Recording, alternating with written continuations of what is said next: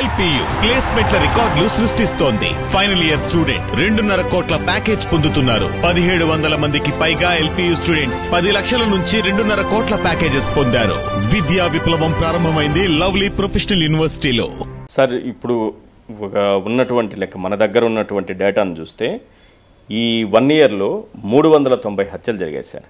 766 హత్యాయత్నాలు, 2466 మంది వైఎస్ఆర్సీపీ కార్యకర్తలపై అక్రమ కేసులు, 500 మందిని వైఎస్ఆర్సీపీ నాయకులు కార్యకర్తల్ని జైల్లో వేశారు సార్.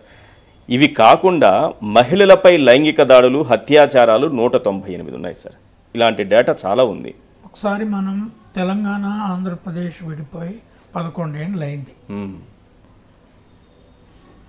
తెలంగాణలో 2023లో బీఆర్ఎస్ ఓడిపోయి కాంగ్రెస్ వచ్చింది. ఇక్కడ ఎన్ని హత్యలు జరిగాయి?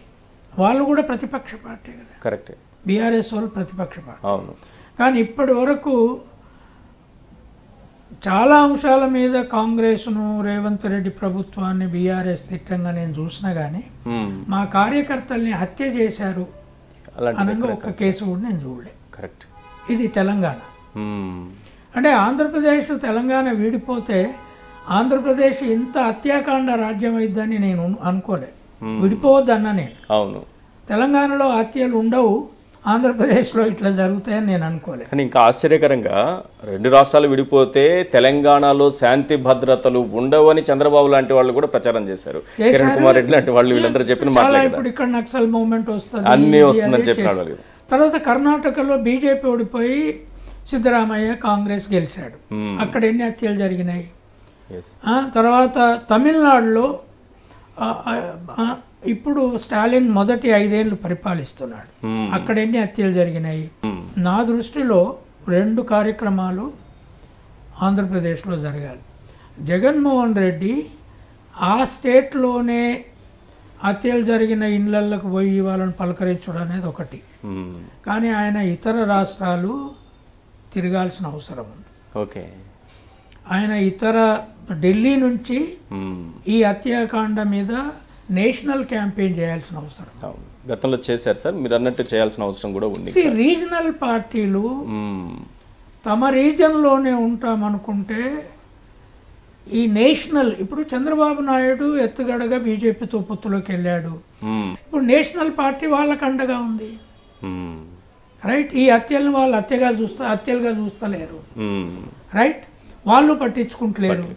కనుక ఎంతకాలము నువ్వు ఆ లోకల్లోనే చేస్తావు? ఇది మేజర్ సమస్య. ఒకటి కాదు, రేపు ఒక రాజకీయ పార్టీలో సంవత్సరంలో ఒక 300 మంది హత్య ఆ పార్టీకి సంబంధించిన క్యాడరు చేయబడితే పార్టీలు మారిన తర్వాత క్యాడర్లో ఎంత భయం అవుతుంది? స్ట్రక్చర్ ఏమైపోతుంది? ప్రత్యామ్నాయ రాజకీయ పార్టీలు ఎట్లా బతుకుతాయి?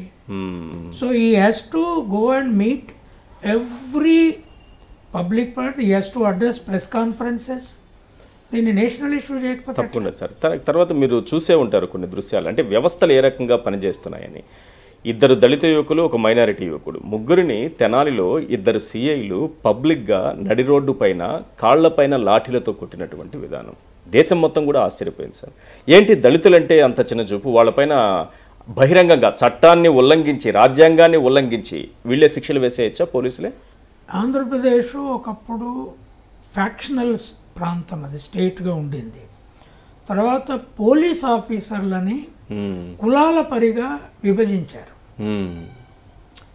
సో ఈ కులాల పరిగా విభజించడం అనేది ఇప్పుడు ఎంత దూరము పోతుంది అంటే, అది ఇప్పుడు అధికారంలో ఉన్న వాళ్ళు ఎవరినన్నా కొట్టాలంటే వాళ్ళ కుల ఆఫీసర్లని ప్రయోగిస్తున్నారు. If this is not going to change, ఇన్స్టిట్యూషన్స్ని పర్సనల్ పగలాగా మార్చారు. ఓకే. ముఖ్యమంత్రికి ఇన్స్టిట్యూషన్కి పగ ఒక్కటే అవుతుంది. ముఖ్యమంత్రికి జగన్మోహన్ రెడ్డి పగ, రైట్.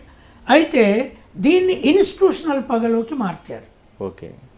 జగన్మోహన్ రెడ్డి ఇప్పుడు ఒక స్ట్రాటజిక్ షిఫ్ట్ తీసుకొని ఓకే ఈ మొత్తము కులాల వారీగా హత్యా రాజకీయాలు ఏవైతే ఉన్నాయో ఈ ఆంధ్రప్రదేశ్ డెమోక్రాటిక్ స్టేట్లో ఇన్ని వందల మంది ఒక సంవత్సరంలో చంపబడితే రేపు వచ్చే 5 ఏళ్ళు ఇంకో 4 ఏళ్ళు ఉన్నాయి, ఎన్ని వందల మంది ఆయన కార్యకర్తలను చంపేస్తారు?